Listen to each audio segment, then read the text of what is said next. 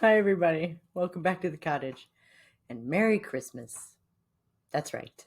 When a lot of people are taking the holidays off and are not providing you with any fresh content for when, those dull moments between just moments of intense family bliss. Brazen cheese here for you. I'm recording this on Wednesday because there is absolutely no way that I'm going to get to do anything this weekend besides family stuff because I do have 4 kids. So, Merry Christmas. Happy running around and lots of stuff going on. So I'm recording this in advance because we have to do part 2, don't we? This is part 2 of Some More Comedy with Cody Johnston from Some More News, obtusely attempting to dissect why exactly it is the conservatives are not funny. If you enjoyed part 1, which I hope you did because you're here for part 2, like this one, and subscribe to the channel for other tangentially relevant ramblings from yours truly. Mwah. And maybe share it around. If you feel like helping me out, if we get to 500, I can get some merch. Let's see what Cody's doing. Tube of truth. Why, gosh darn heck it, aren't conservatives funny? I'm gonna get to it, but first we need to talk about the cruelty factor. You see, pal, everyone has a cruelty threshold that's directly related to whoever is being victimized by a joke. Going back to Jackass, we laugh not only because they're funny guys, but often just tend to prank each other. And when they... Okay, and he's going to talk about, making fun of golfers. He's like, well, whatever, those guys are assholes anyway. Which, And I personally disagree. I think cruelty is cruelty and, maybe should be avoided just in general. And the cruelty factor, in my opinion, as I said before, is really, I think, the point. Okay, because some people use comedy as a means of sort of indirectly communicating something important that might not be comfortable to talk about directly, taboo subjects, etc. But other people use comedy in retaliation for having their boundaries triggered with exactly the thing I just described. Yeah. And one of those things requires empathy to get the message across, and the other one demonstrates a lack of empathy because you don't care exactly how the recipient reacts, as long as they do. The sadist wins. Anyway. They do prank someone else like those golfs folk. We say, f*** them. They're rich, and they're at a country club and probably suck, so it just feels like punching up. But if you're a golfer, you might actually find that prank cruel. And heck, maybe those golfers were actually nice. We don't know. We didn't ask them. We're just being mean for fun. Because truthfully, everyone has a little cruelty in them. And life is about trying to control that and mock people we feel deserve it. The incredibly wealthy and powerful come to mind. Yeah. Ooh, spooky. Sometimes I like to put raw meat in the mufflers of expensive cars. Oh, dear God. The idea that we might mock the rich and powerful, the people who are actually in charge and maybe deserve to be taken down a peg or two for the state of things. What a crazy concept. But there is absolutely a subset of people who find cruelty, in general, very funny. Not in small doses or paired with humor, but just the act of being cruel. There are loads of prank videos on the internet that are just people assaulting other people without a joke in sight. And so going back to jokes, or just weird pranks around trans people, there is an oddly large audience who think that's actually punching up against a woke mob or something like that. Okay. The perception that all of a sudden it's not okay to criticize these people is not imaginary, is it? And lumping everyone who's reacting to that under the category of a right-wing nut, I don't think that's actually going to work in the long run because it is so just incredibly untrue, isn't it? And as far as what else was it? Gosh. Audience who think that's actually pranks around trans people. sight. And so going back to jokes, that are just people assaulting other people without a joke in sight. And so going back to jokes or just weird pranks around trans people. Yeah. So if it's a prank without any extra message in it, it's just mean. And that's sadistic. But we're only halfway through the video, aren't we? What else needs to be said? Why why do we have, gosh, don't make me do math, almost half an hour left to go in this thing? A little more? I don't know. Deep breaths, people. We're going to get through this together. There is an oddly large audience who think that's actually punching up against a woke mob or something like that. Who, much like we say about those golfers, say, f them. They say I was punching down on them. Punching down. The fuck does that mean? What the do you think it means, millionaire comedian Dave Chappelle? Okay. So because he actually managed to become successful, he's not oppressed as a black man anymore. I literally remember seeing someone talk about his white privilege. That hurts my head. Not going to go into it, but yikes. And I still don't understand, why is conservative comedy not so very good? Why is Dave Chappelle even here? You did say that he's not a conservative, didn't you, Cody? The people who think the LGBTQ community has it like good now because they got some rights and more representation don't really seem to grasp how the last few years compared to all of human history for gay people. Okay.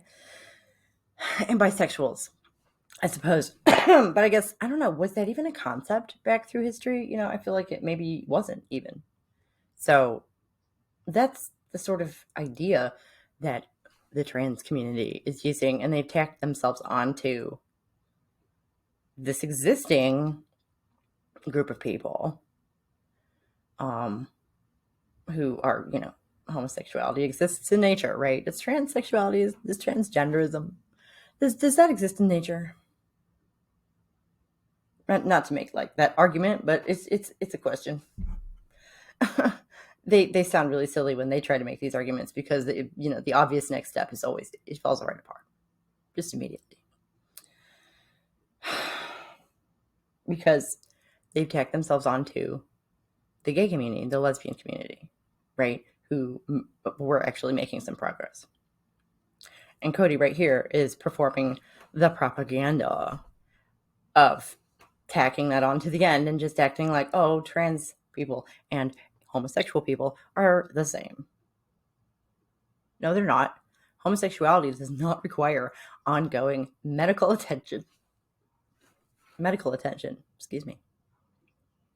Homosexuality is not a medical condition that requires wings of hospitals and whole clinics dedicated to it. Homosexuals require one thing to flourish, and that is to be left alone, to live their lives. But that doesn't make anybody any money. Before this moment. Like, this isn't the point of this video, but how fucking wild is that? That's like being saved from drowning, and then everyone immediately getting mad at how much air you're taking up. And this is like watching that happen to someone else and be like, oh, that happened to me too, except it was even worse. Oh, we've all seen that guy at a party, right? The fucking trans community have a goddamn motherfucking second to enjoy being slightly more represented in this. I thought we were talking about the LGBTQ community. And now suddenly it's just the trans community. That's like 4 letters that you just left out, Cody. Country. And as this lady pointed out on Twitter, a chance to not be perpetually on the ropes about who they are. Like, oh my gosh, not to mention, oh, the poor trans. Oh, how many of them have been murdered? I'm sorry, how many women are murdered in just the United States every day? Like 3 or 5 or something like that? Every day? Every day. But yes, let's talk more about trans people. Maybe trans comedians could have more visibility if they didn't have to spend most of their time responding to this bullshit. You know, sweet boiling Christ. Even the beacon of edgy humor, Normand 9/11 McDonald, stopped doing transgender jokes because he felt they were both lazy and potentially harmful. Norm MacDonald, like, they invoked George Carlin, right? He did that in the first part that we saw, right? And now we're talking about Norm MacDonald, who also is conveniently deceased, I believe. Is that a pattern? Toward trans people. To quote He doesn't want to directly, joke about them. You don't want to have a joke be misunderstood, and then someone goes and beats up a trans person. Good point. No, it's not. This is kindergarten stuff, okay? If you say something to someone, and then they go and do something based on what you said, unless you literally told them to do that thing, you're in no way responsible for what they do. They are. Okay? If you say, gosh, I hate that guy over there, and they walk up and hit him, even you are fully within your rights to say, what in the hell did you do that? Well, you said you didn't like him. Well, yeah, but if I wanted to hit him, I would have done it myself. Damn. And so taking all of this and applying it to comedy and the question, why aren't conservatives very funny? Well, if your goal is to say something from any political perspective that is designed solely to anger a group of people, it's often just pretty fucking boring unless you actually create a valid criticism, or at least involve some unbearable puppet. Not today, buddy! Not ever. I gotta say, I'm not a fan of the puppet. I like Muppets, but like, evil Muppets can be funny, and that's part of the frustration, but that's another story. Okay, moving on. Applying this to comedy. Oh, God, the puppet's distracting me. I'm so sorry. Right. Conservatives aren't funny because they don't make a point. They're just being mean and think that that is funny. And that's it. That's it. That's why conservatives aren't funny, because a lot of times their humor is reactionary and sadistic because of who they are and how they approach the world. The end. Oh, God, except it isn't, is it? This is especially when it comes to political satire, which often works best with a clear observation. And more often, the truth comes If it doesn't have a clear observation, is it even satire? Back to cruelty, to this image that runs in every conservative's head when they say what they tell themselves is a joke. The angry, screaming lib who is just so triggered, and that's what they actually think is funny. The cruelty is the punchline. And honestly, yes. The most frustrating part of all of this is the Democrats, the left, lib bones, libonachis, etc. Well, there's like so fucking much you could make fun of them for if you actually came at it from a place of nuance or valid criticism. But they don't want to do valid criticism. And see, this is, excuse me, I think where the media comes in. Because both sides, as I said, do this stupid thing. Where instead of actually engaging with any of the shit, even the stuff that would be easy to make fun of, that their opponents are talking about, they just whitewash all of it with this broad brush and then like make stuff up. They don't even bother to go and find what someone actually said and take it out of context and make it look bad. They just make stuff up. Why would you do that in this age when everyone is saying so much, so many different places? Non-conservative websites do it all the goddamn time. Sites like Reductress, while sometimes taking shots at the right, mainly devoted to jokes about feminists, and they're feminists. I don't know that site, but I feel like I really should. Onion, the Hard Times, Clickhole, these are all sites that parody themselves more than others. Heck, we do it all the time, and in this video you are watching. It's very, very easy. Here's some news. AOC's Met Gala dress was criticized for being performative activism. Oh, good. He's going to parody himself now. I feel like that makes this show a parody of a parody of a parody. Never mind. He's going to make fun of liberals now. We're going to let him do that. AOC's Met Gala dress was criticized for being performative activism, as opposed to the rest of her time in office staying under the radar and getting a lot of stuff done. But hey, what's important is that it's driving the conversation, because that's definitely why we elect people. Weird how a lot of the most visible progressives in Congress don't actually introduce laws or co-sponsor bills, but sure like to tweet about a bunch of stuff America should be doing. Tweet harder! I don't know, maybe we need a few more Netflix shows about inequality under capitalism that we can all glom onto and make them nearly $1 billion that they can use to not pay their creators and fire trans people. And I'm sorry. I mean, I guess you have to pay their unemployment insurance, right? But like, does it cost money to fire people? I don't know. But that seems weird. Anyways, you had to throw it in there, didn't you? Hold on, I gotta make another tweet about that injustice while simultaneously gushing over the Great British Baking Show. Team Jurgen, am I right? I have no idea.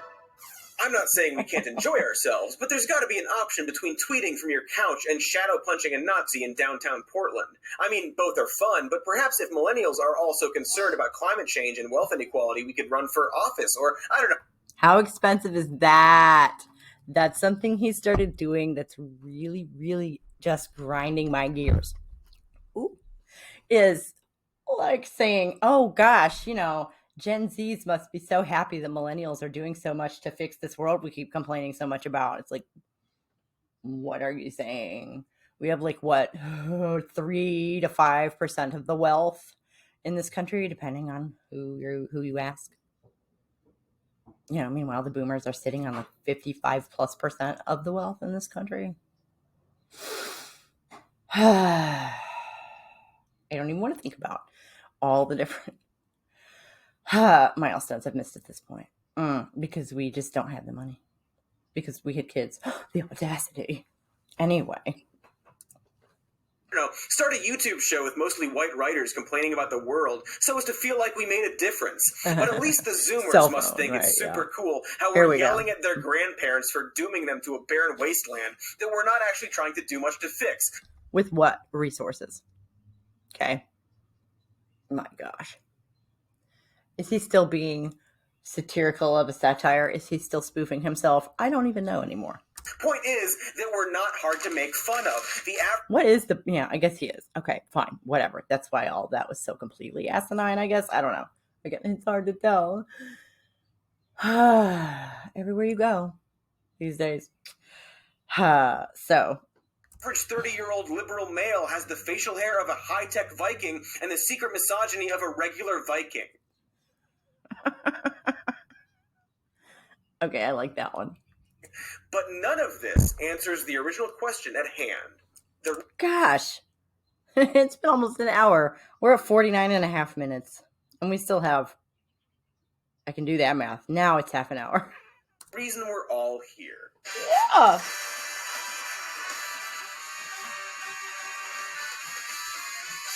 And now I'm going to stop teasing you with all of my moist words and finally answer it. And then talk about it for probably way too long after that. Are you ready? You look ready. I can see you, The real answer is that conservatives actually are funny. Just not in this country or during this era.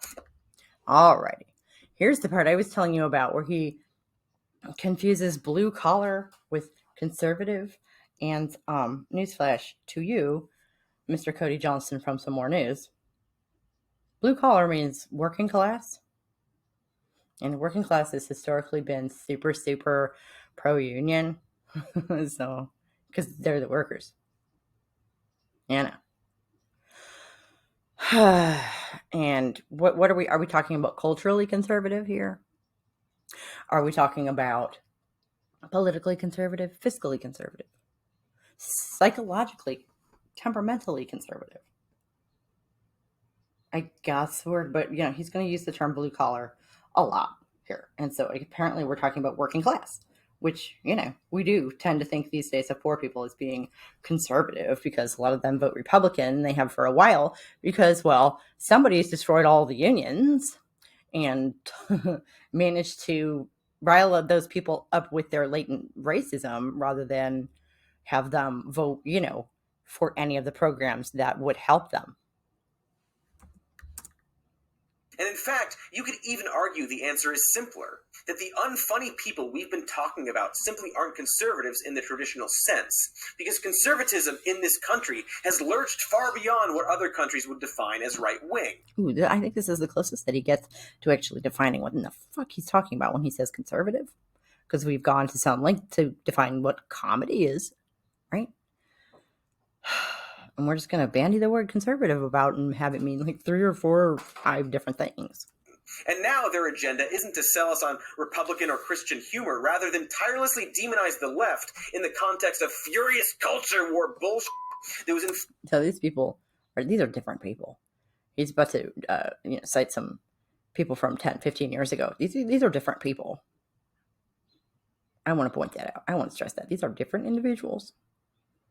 And what, because they're white men from working class backgrounds, they are all supposed to, necessarily represent some monolith.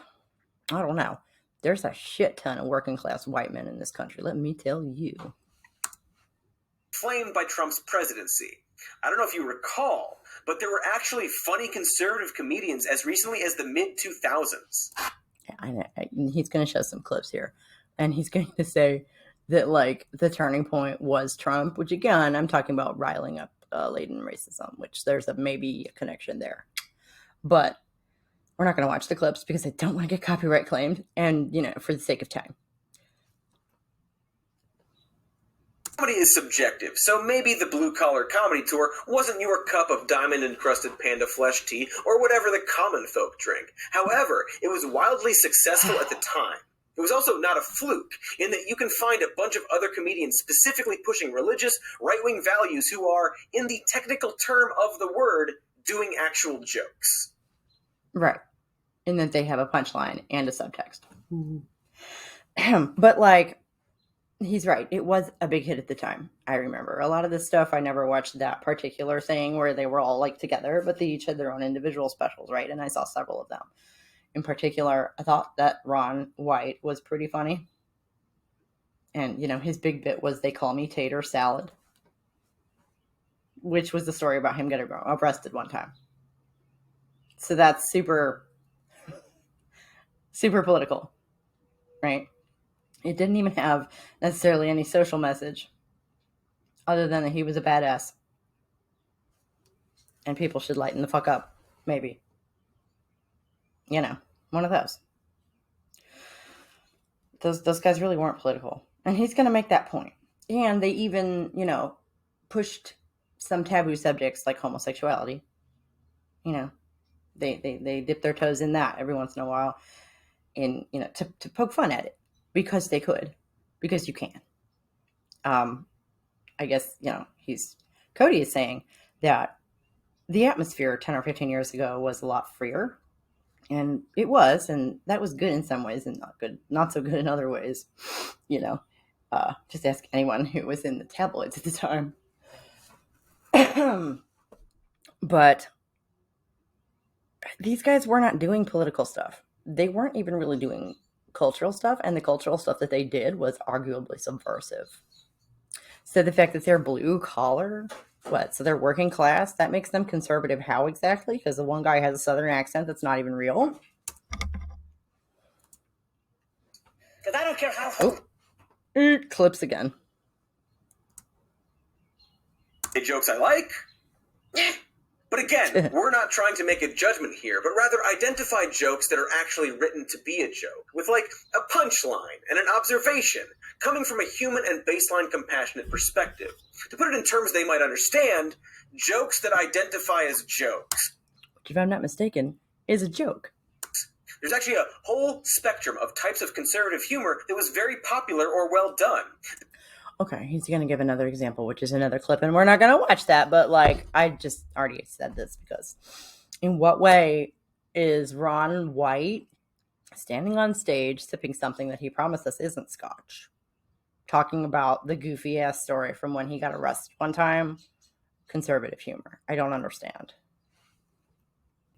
Conservatives were funny and successful during this time, and also in other countries right now, where Trump wasn't their president. Really? I mean, I really detest that man. I am not going to sugarcoat it. The day that he became no longer president, I swore off everything with him, with his likeness in it.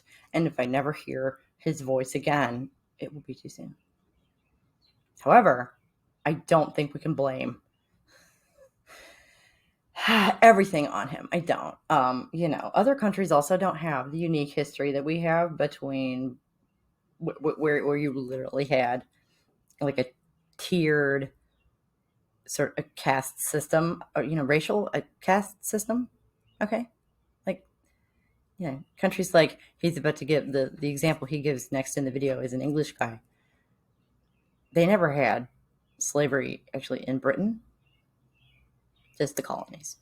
So like they don't have that same history there of the latent racism to invoke, do they? It's just not built into their culture the same way. I really don't think that it is. Especially not from some of the way that some of them talk about race relations in this country when they try and comment on American politics. Oh, it's just so much fun. But you were saying, after all, this is about American conservatism, which sure seems to have veered steadily way more into the right after Trump. And I know it's okay. I'm not sure that I agree with that. For one thing, I've recently seen a couple of different videos from a couple of different young English YouTubers who mentioned, like it wasn't even the point of their video, they mentioned it as an example of what they were saying, that people seem to view defending free speech, the freedom to, and freedom of speech as a concept, philosophically and politically, as being equal to being a right-wing extremist.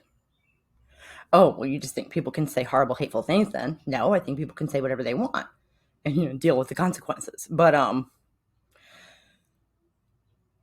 don't literally encourage somebody to hurt anybody. And you should be able to say whatever you want. And, supposedly, I love how these people are all about the free marketplace until it comes to actually the free marketplace of ideas. Right? And then their free colors shine through because ideas are dangerous.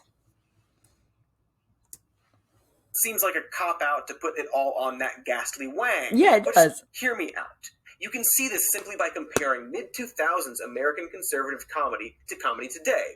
Here's Ron White, a member of the Blue Collar Comedy Tour, doing a bit about how sexuality is on a spectrum. Okay, so this is that bit where it's pretty famous. Ron White is relating a conversation that he supposedly had with a friend of his, where he was telling this friend that everyone is a little bit gay. And the friend says, not me, I'm 100% straight. I'm not even the tiniest bit gay. And, he gets to the point of admitting that he likes to have men in his pornography. So that makes him not 100% straight. Whatever. I'm not saying it right on purpose because I'm not going to even attempt to imitate him. The point is that, these guys were subversive, back in the day. Back before the legalization of marriage for gay marriage. Sounds so trite, but that's 2015 was the year for that, right? Really was such a big year. Anyways, they in what way is that conservative? I feel like you're undermining your own point here, Cody. Can you seriously imagine any conservative comedian making a joke like that now? Or this tweet about the private prison industry demonizing weed? It used to... Arguably, again, like subversive, boundary-pushing shit is by definition not conservative, Cody. ...be that we were getting past the idea of Republicans or Christians versus gay rights. So, like, what? Those guys voted Republican? Like, they're rich white dudes. What do you expect? I'm willing... Also, like, what does this have to do with gay rights? Like, okay, never mind. We're getting ahead of myself. Here we go. Bet a lot of conservatives today are completely on the side of LGBTQ rights, but their loudest members have somehow reverted their party. Through racism. Okay, I don't think that their reactionary thing is necessarily about that. Okay?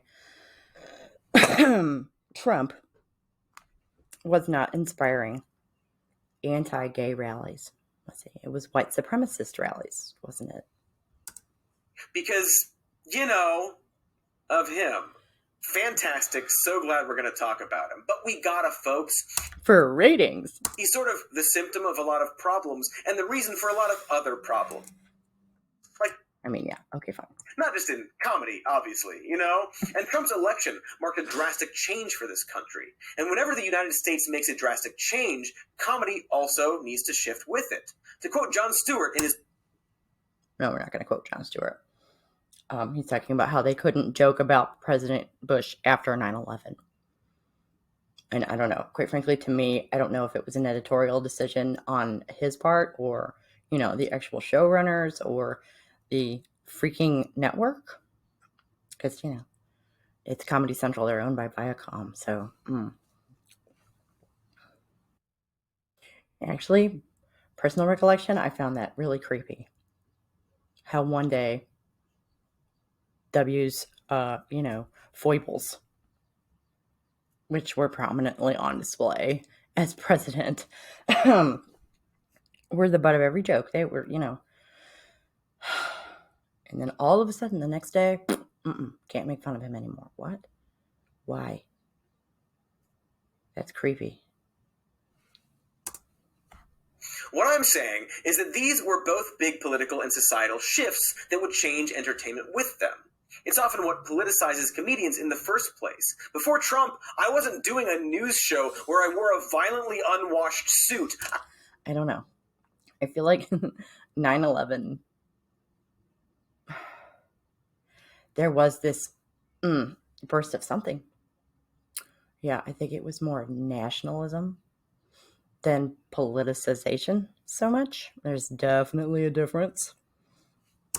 I was making dumb sketches and music and junk. I mean, yeah, because all of a sudden stuff got deep, didn't it? I still do that too, but I also have to do this now. They won't let me stop. I once did an entire parody video where I made up a fake Dave Matthews Band song for just I don't know why I did that, but it was funny. Point is that these changes happen all the time. It's just how society works. Because there is a society. We all have to live together. Ooh, and we all sort of turn together like a flock of birds sometimes, don't we? Like, when people say, you couldn't make a film like Blazing Saddles today, the answer is, I guess, yes? Yeah, you couldn't make any old film today because that's how time works, right? Okay, let's let him continue to miss the point. Hang on. You know, we used to love slapstick and westerns and then stopped. There was a point not too long ago where kids were wearing inflated circus jeans and that was sexy because... No, it wasn't. Yeah. He's completely missing the point, though, there, right? What they're saying when they say that, oh, you couldn't make Blazing Saddles today is that the censorship is too strong. Okay. It simply wouldn't get funded. Like, it would be a hot potato and no one would make it. No one would want to make it. It wouldn't get the support. That's what they're saying. It has nothing to do with changing mores or, taboos or aesthetics. What the fuck, Cody? This culture changed. I mean, I feel like you bring up this point about censorship to just obscure it with 3 straw men. That was kind of amazing. Good job. Apatow was cutting edge at one point. South Park was the height of edgy and absurdist satire. Yes, this and does all they had happen. to do at the time was kill Kenny over and over again and perform gay stereotypes. Everything gets stale as time lurches on. And that's not what people are talking about when they mention Blazing Saddles like that. That's not what that means. Jokes get old. Things that are seen as progressive suddenly become standard ideas. And so... you still just can't say the N-word everywhere. It's not like Blazing Saddles broke that taboo, because it's not an ordinary taboo, is it? And it's funny that you would bring that up, seeing as the elephant in the room here seems to be racism and white supremacy, doesn't it? So forth. It's not confusing. It's actually the opposite of that. And as the mid-2000s turned into the late 2000s, it really seemed like we were making meaningful steps forward. Gosh, we had it sure our first did. Black president and legalized gay marriage, and we're ignoring all the drone murder and so on. And one of the responses from entertainment was a push towards edgy roast-style humor. We felt like it was safe to take satirical jabs at historically oppressed people as a sort of parody of prejudice. Look no further than the fact that one of the hottest comedians at the time was a white dude who often made shock jokes about rape and racism under the idea that he wasn't really a bad person, but, just doing it all ironically. Who was that guy? Yeah. Well, there's something about, subconscious joking. I forget what it is. There's some psychological thing where, when you just kind of keep coming back to joking about something, that's a red flag, right? So I wasn't familiar with his comedy, honestly, but I'm not sure why anyone was super surprised by that one. Anyway, what were we saying? I'm sorry. I keep bringing up these roast humor. And now we have to be nice. We have to be kind. Right, because the world is so hard all of a sudden. Because Trump? What? Satirical jabs at historically oppressed people as a sort of parody of the white dude person, but, just doing it all ironically. Around 2016 and 2017, two very specific things happened that would change comedy. Trump would get elected, and Louis C.K. would get found out for being a bit of a sex criminal. I'm sure Bill Cosby had nothing to do with it. And so in a very short amount of time, the era of edgy insult humor against women and minorities just felt really gross. We began to realize that some of these edgy comics weren't actually doing a character. And we got a very real reminder that non-cis and non-white people still didn't have it great. Something I suspect they already knew. And people were talking about how the whole post-racial America thing was bullshit at the time. There were many of us that were aware of that. You don't elect one person to one office one time, or even twice, and have that magically undo hundreds of years of bullshit, do you know? That doesn't make any sense anyway. Comedy took another shift. Insult comics either became self-aware enough to change their profession or just stopped getting booked. And a lot of them were somewhat conservative-leaning. This is probably what a lot of them perceive as cancel culture. So what does that mean? I'm not sure. This is a really broad brush you're using here, Cody. Come on. But the reality is just that we weren't buying what they were selling anymore. Because the mood in the room had changed. Time happened. Meanwhile, as you no doubt recall, conservatives lost their fucking minds. Trump, a man who was objectively funny both on purpose and by accident, became the person the Republican Party had to get behind as their totally competent and good leader. He made every issue divisive, started his MAGA and QAnon cult, and just threw conservatives so far to... I don't know. I feel like he didn't start QAnon. That's not fair. Not to defend Trump, but I don't think he's smart enough to have done that. All himself, no way. The right that they look nothing like themselves even a decade ago. Somehow, the most... But, he is a symptom of that. You said that already. And yet, at the same time, you're trying to pin it on him. I don't understand. Ghoulish of grifters like Tompa Watterson would start new Trump-era shows that quickly rose in the ratings. White supremacists marched in the streets, and mass shootings by angry, mostly white, often racist young men became an epidemic. Then how are we talking about the LGBTQ? I'm sorry. What exactly is the direct line between white supremacy and transphobia? I'm afraid I'm not seeing it. Mainly because black people exist. Trans people do not. They're people who think that they are in the wrong body, but they're not. Are they? That's not a thing. However, being black is a thing. And those were the shootings that weren't done by cops. And so we've already done a bunch of videos about... There was the racism again. Did you catch it? That stuff. I don't know all the videos we've ever made, so I won't get into it. But what came out of this is an era where edgy insult comics, no matter their political affiliation, didn't really have a place anymore. Because shit just kept on getting heavy, didn't it? After all, the least funny insult comic during this era was the President of the United States. Why would we want more of that? That's a good point. Yeah, it really just, you're like, no, I'm good. The world was cruel and bizarre enough, and conservative comedians suddenly had a way different audience they had to appeal to. Or in the case of the older ones, they also drank the Kool-Aid and became extremely unfunny. Because once you get to a point where you have to act like Trump, an objectively hilarious person is somehow a competent and serious president, you can no longer do relatable comedy. So the only option is to sort of ignore the reality and just focus on culture war stuff, also known as the quest to trigger the libs. That comedian I showed before named Adam Yenzer is a good example. Okay, so now we're back to, excuse me, the social sadism being funny thing, which is the actual answer to the question. The rest of it is, there's a lot of fluff. A lot of fluff and a lot of propaganda, and I just like, what the hell happened to this show? Because he now does a lot of work with the Babylon Bee, a site where you can very clearly see this change happen. Before Trump, the Bee focused primarily on being a Christian version of the Onion, which honestly isn't a bad idea at all. I would even argue that it's good.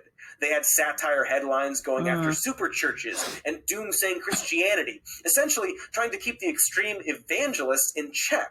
Again, an extremely good idea that in fairness they still do from time to time. They even took shots at Trump when he first ran for office. But as Trump's presidency took hold and the Bee sold ownership, something shifted. The Babylon Bee began to identify as a shitty right-wing comedy. Okay, so the website got sold and Trump was president. I don't know. That's 4 whole years. Any time during which that could have happened based on what he said, right? I don't know. That sounds like a coincidence. This is a stretch to pin this on Trump. You know, you want to talk about maybe the mood in the room, right? The cultural mood, of which Trump is also a symptom. We could talk about that, but I'm sorry, I'm not seeing this. Site. Oh.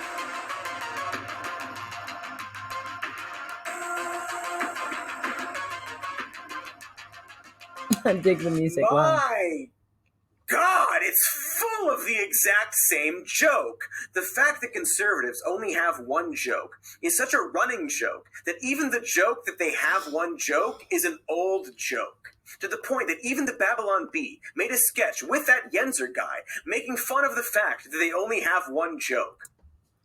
Yeah. Well, could it be that liberals, people with liberal attitudes, are more willing to explore more diverse topics and maybe poke fun at them? Could that have something to do with it?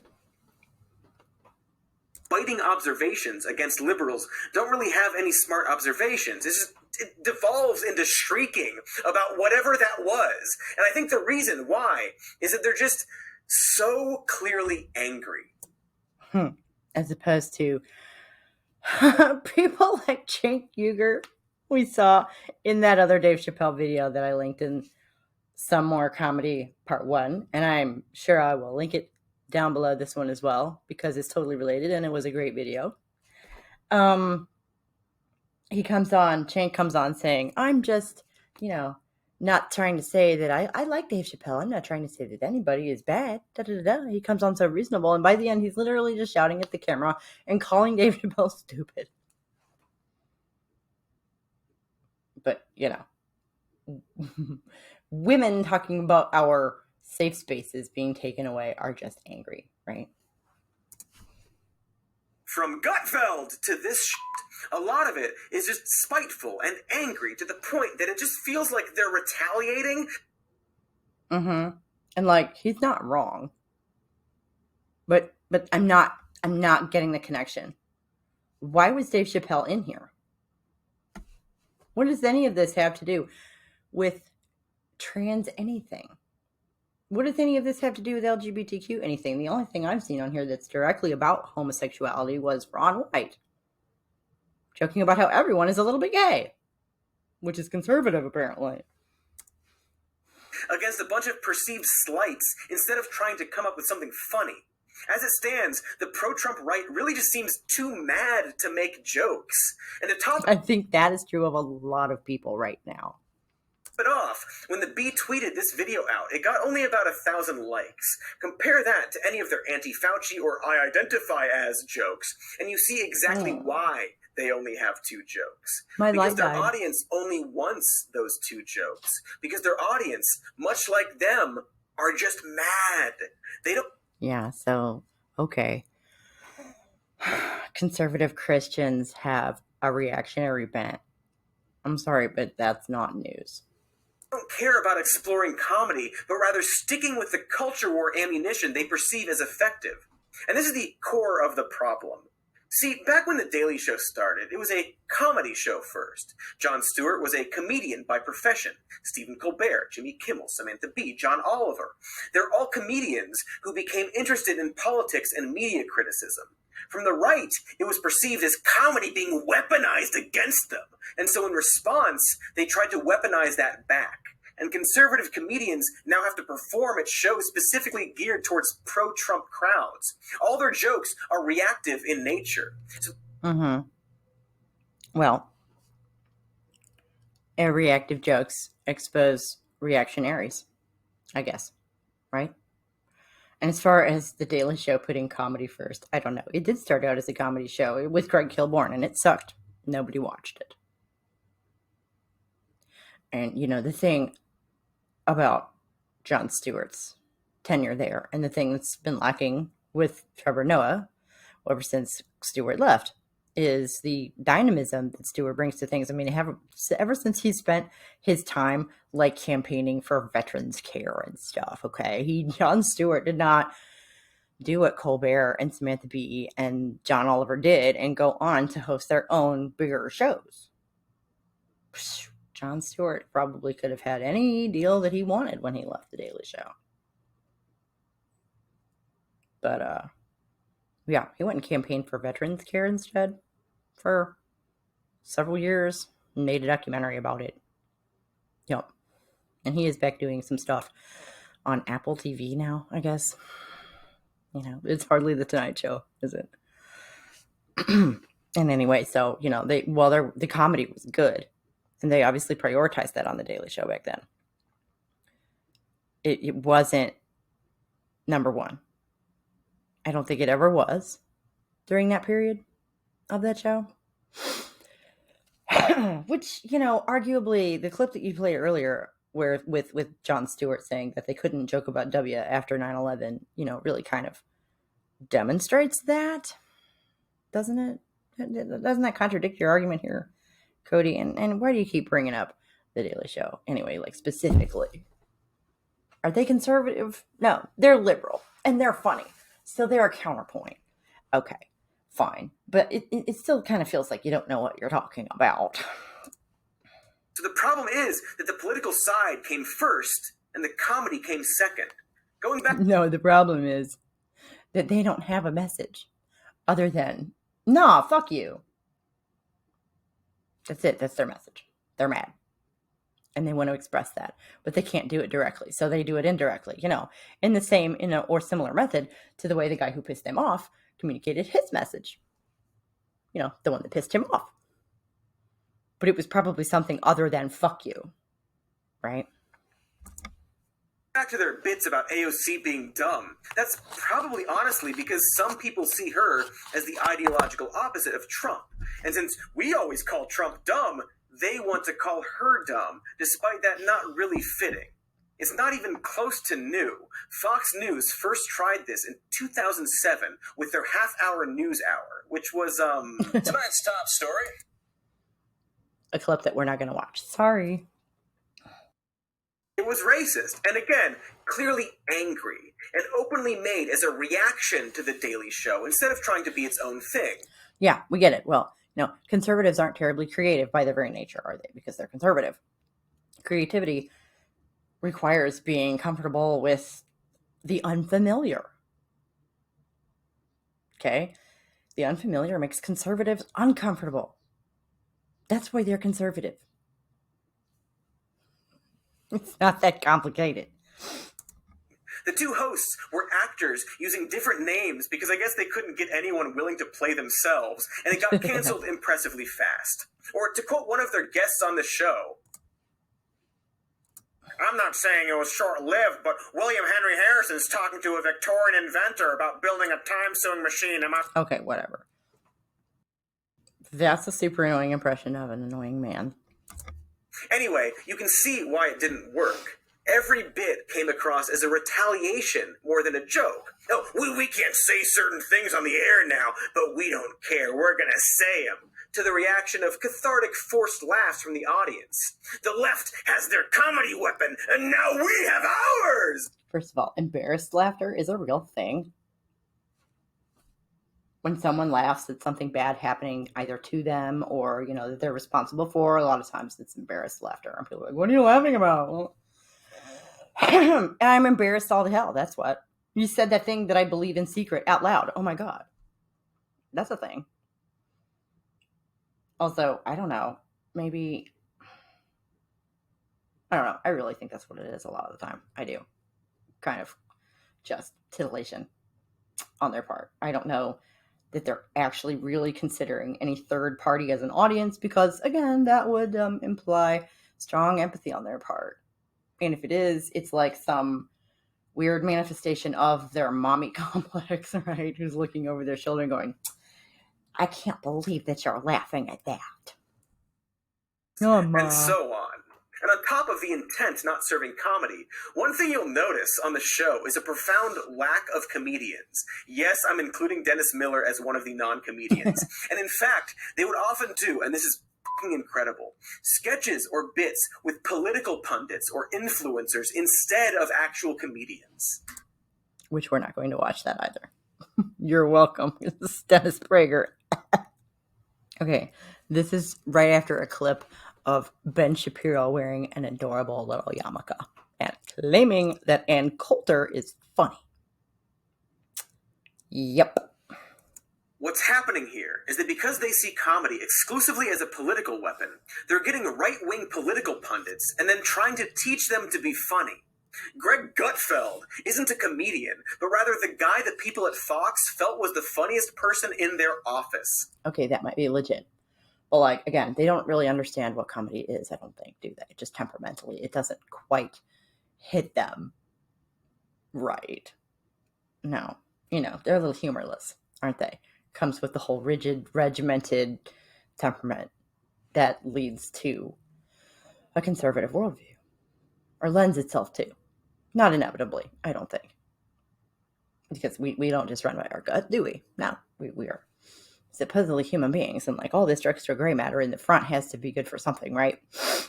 But yeah, so obviously Jon Stewart was a comedian, and Colbert was a comedian, and all of these people that he mentioned earlier were comedians first.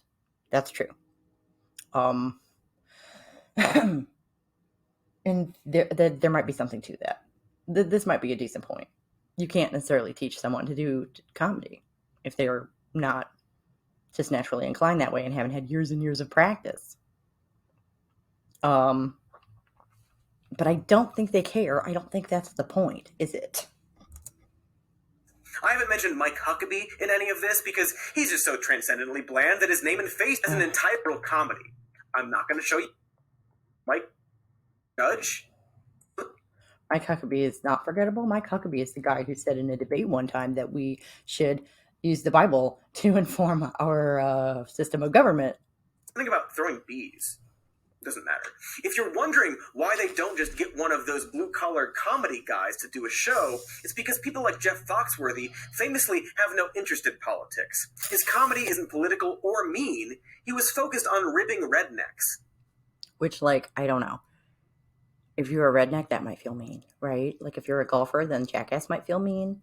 Because everyone has their threshold of cruelty, right? No, because it's not what this is about. Which is why that doesn't make sense. Okay? Cruelty is cruelty, and it's always bad. I don't see why that's difficult to agree on. The thing he was, which is probably what made his comedy accessible in the first place. Coincidentally, that's not unlike early Tim Allen either. His persona being a big macho dummy in Home Improvement and his stand-up. I skipped over a little bit earlier where he cited Home Improvement as an example of a conservative comedy shows.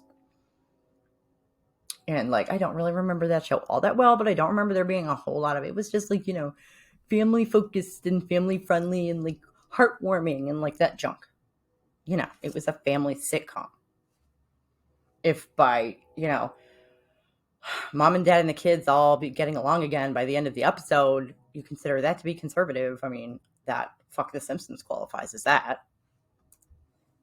And while Tim Allen doesn't have good opinions, he's also gone on record of wanting to stay out of Trump-era politics. They were all comedians first. Foxworthy and Larry the Cable Guy are both dudes who have lived or worked in Los Angeles, getting their start doing comedy stuff with other comedians from many different backgrounds in politics. That lovable... Oh, yeah.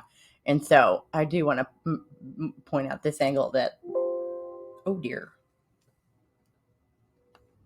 minor technical difficulties, but we're back. So I wanted to point out that comedy by its very nature is liberal leaning, right? Because good comedy involves creativity, which involves being comfortable with new and different things, which conservatives generally aren't, because that's what being a conservative is all about. So comedy in general is going to be kind of left-leaning, kind of liberal in its tendencies, just because of what it is and what those people do. They're going to tend to be more liberal in comedy just because of what it is and the way you have to think to be good at it, the sort of temperament that you need. Okay, improv is like the least conceptually conservative thing maybe on earth.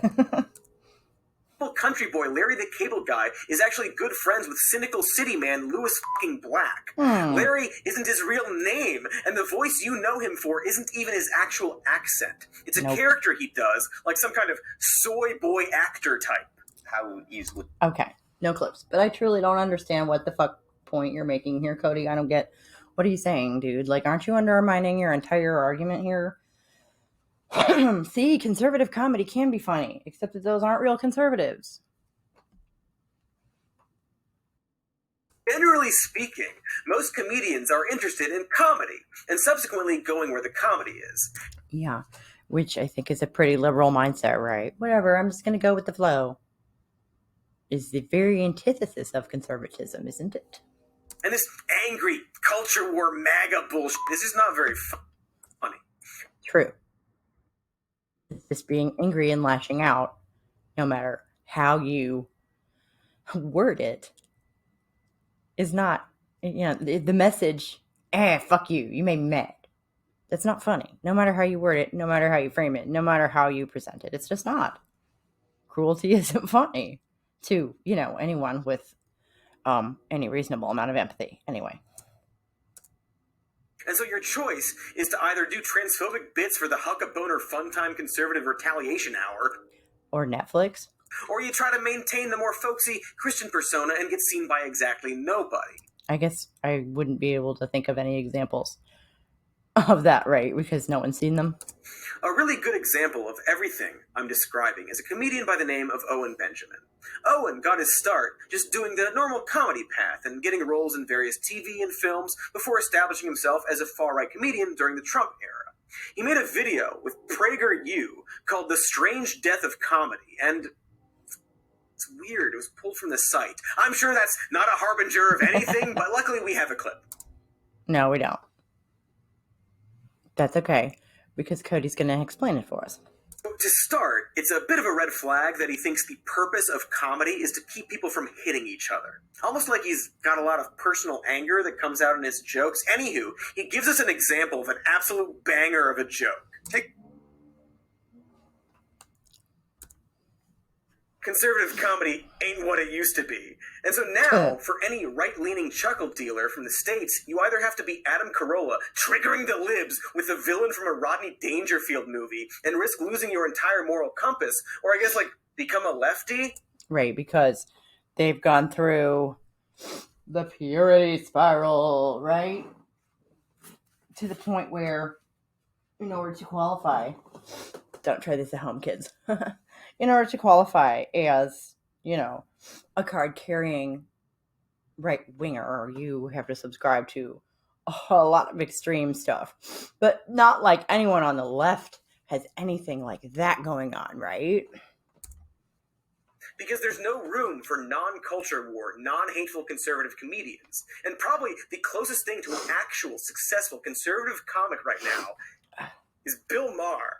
Boy, that should upset everyone to hear me say out loud. The upsetting thing is that he's kind of true. He's kind of right. It's kind of true, isn't it? Including Bill Maher.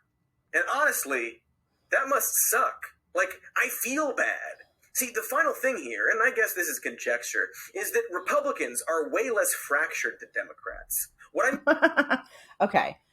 King Critical made a really good point the other day, which is that the left eating itself might actually be bad for the right, and that's why they want to demonize it like that. And we're eating ourselves. No, we're debating in a passionate manner, like, actually honing our ideas and bouncing them off of each other.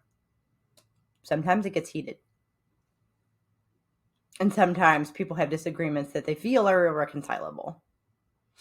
That's unfortunate. But, there's still basic underlying collectivist ideals that in the end, would hopefully, theoretically, bring those people back together, at the very least to sign a contract or something, right? To get the thing that they both supposedly actually want.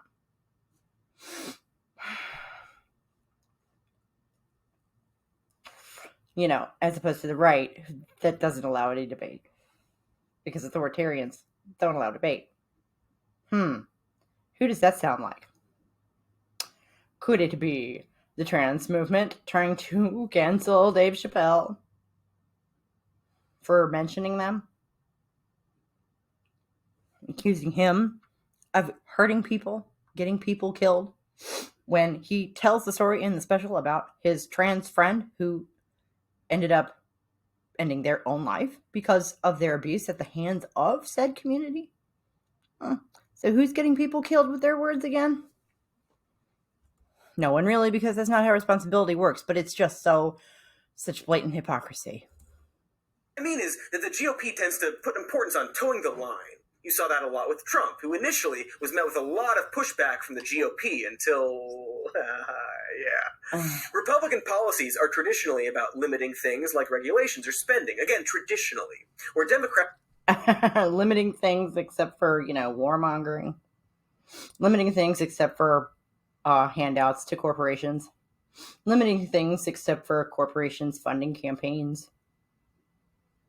I think I just came up with twice as many examples as you did, Cody. Democrats are built on inclusivity and progressiveness and like a huge jumble of policies, too many policies and ideals and so on. You could...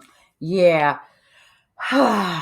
Leftist politics has been notoriously sort of directionless for like a while now, rudderless. It's almost as if they're obtusely ignoring what they're supposed to be doing. They're, doing everything but what they're supposed to be doing, which is, material analysis and improvements based upon that. To argue that might be a problem they have, especially if they don't really believe it and don't really try to do it. But the good part is that this creates... Well, and the politicians, of course, are just pretty corrupt, aren't they? Yeah. A bigger tent for a wider variety of people. It creates more push and pull for ideas. See, there's that. Debate is good. Who knew? And as far as the bigger tent, there are more Democrats in the United States than there are Republicans. Supposedly, there are more liberals than there are conservatives, which, I think that makes sense, considering we are a country founded by frontiersmen, right? There is a certain element to get off my land to it. Individualistic, okay? And that's where a lot of the conservatism comes from, is people don't like being told what to do. I'm an American, I don't like to be told what to do. But on the other hand, it's a liberal mindset, exploration of new, wild, unknown territory is at its base a liberal mindset. And that is the other side of that coin, I guess. Once you've explored it, you want to claim it, and then you become, maybe, is that the idea? That's the same idea when you become conservative as you get older. I don't know. But you had to be liberal to get there. So it would be pretty silly to forget your own origin story and not apply that to other people, which would be a lack of empathy, and it comes right back to that. Which way do you lean at the end of the day? Do you actually feel that connection to other people, or do you not? Which ultimately makes it easier for comedy. So I guess my conclusion is that conservatives, if they really want to get funnier, need to, spread out or loosen a bit. Loosen up? Cucks? Wait, if conservatives want to be funnier, they should loosen up. If conservatives want to be funnier, they should just become less conservative. Obviously. Duh. Gosh, if everyone agreed with me, the world would be so much simpler. Isn't that right, Cody?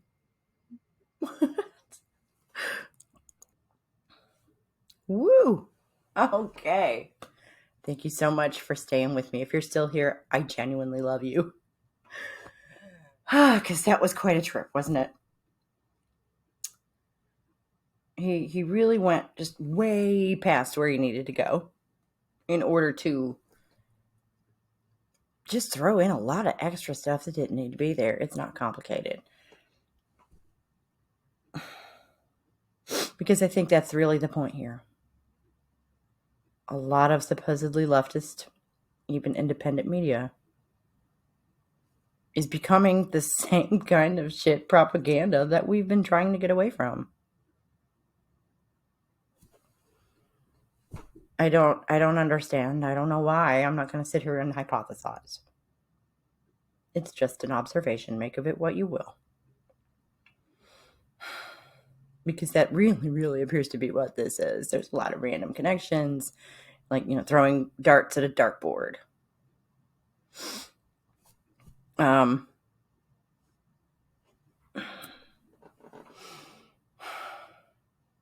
Conservative comedy isn't funny, and neither is Dave Chappelle. What is that what we're supposed to take from this? I don't know. But, think critically about what you watch, I guess, is the moral here. And you can't trust something just because it identifies as liberal or leftist. And you can't even uncritically listen to sources who, you've maybe been going to for years. You can't even just sit back and enjoy something. No such thing as trusted sources. I'm not going to say don't trust anyone, but really, think critically about what you're listening to. Everybody seems to be doing that thing where they just kind of throw a bunch of extra stuff in there. And, we're running at almost an hour and 10, so it was a lot to get through. And I couldn't speed him up because Cody already talks so fast. I couldn't. Like this video, if you have enjoyed this little bit of my own personal masochism, because I had to address this. It's just so glaring. We're half for like 2-3 quarters of it. I'll be like, okay. And then it just goes just as a random 90-degree turn off into the weeds. And it almost always has something to do with trans rights. And Dave Chappelle just really stands out among the rest of those people, doesn't he? I like how in talking about the weird state of comedy in the last few years, Bill Cosby didn't even get a mention. I'm not sure what that means either, but it's weird, isn't it? You'd think it was relevant, but he's a liberal? Does that weaken Cody's point? I don't know. There's a lot here. If y'all would help me out with this in the comments, I would really, truly enjoy that. And Merry Christmas. I will see y'all next week for a New Year's video of some kind. I'm going to figure out what that is. Suggestions are welcome. Have a happy holiday. And I will see y'all on the flip side. I'm going to go find some more stuff to bitch about. See you soon. Bye.